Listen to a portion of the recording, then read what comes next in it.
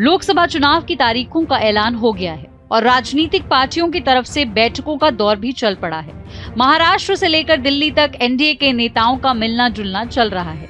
इस बीच खबर आई थी कि महाराष्ट्र नवनिर्माण सेना यानी मनसे के नेता राज ठाकरे ने बीजेपी नेता विनोद तावड़े के साथ बैठक की।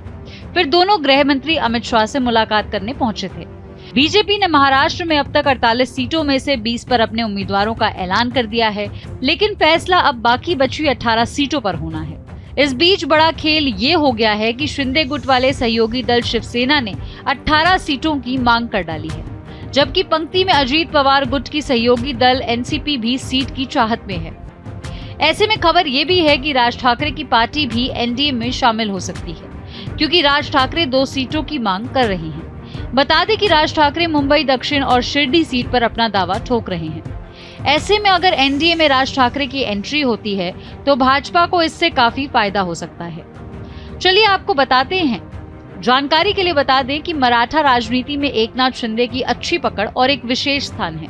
वहीं एमएनएस प्रमुख राज ठाकरे भी मराठा पॉलिटिक्स में अपना प्रभाव दिखाते रहे हैं। ऐसे में जिन 2 सीटों की मांग राज ठाकरे की ओर से की गई है, उनमें से एक शिरडी है तो दूसरी सीट दक्षिण मुंबई की सीट है। दक्षिणी हिस्से में मराठा वोट बैंक का साइज बड़ा है।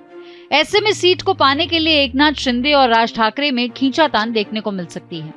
साथ ये भी कहा जा रहा है कि अगर राज ठाकरे एनडीए में शामिल हो जाते हैं तो ऐसे में बीजेपी 18 सीटों की मांग करने वाली शिंदे गुट वाली शिवसेना को दबाव में लेने की कोशिश करती दिख सकती है। बता दें कि महाराष्ट्र में एनडीए के कुनबे में शिंदे के साथ साथ अगर राज ठाकरे शामिल होंगे तो ज्यादा बड़ी संख्या में मराठा वोटर्स को साधने में मदद मिलेगी और शिंदे और राज ठाकरे में कोई खींचतान भी नहीं होगा। इसके अलावा राज ठाकरे के जरिए बीजेपी उद्धव को मिल रही सहानुभूति को भी रोकना चाहती है।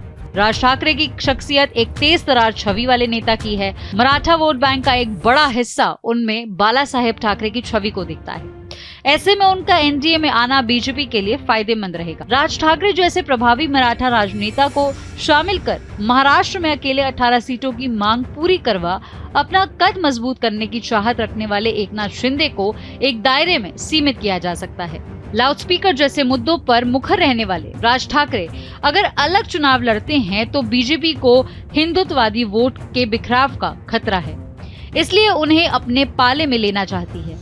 खैर, इस खबर पर आपकी क्या राय है, हमें कमेंट करके जरूर बताएं।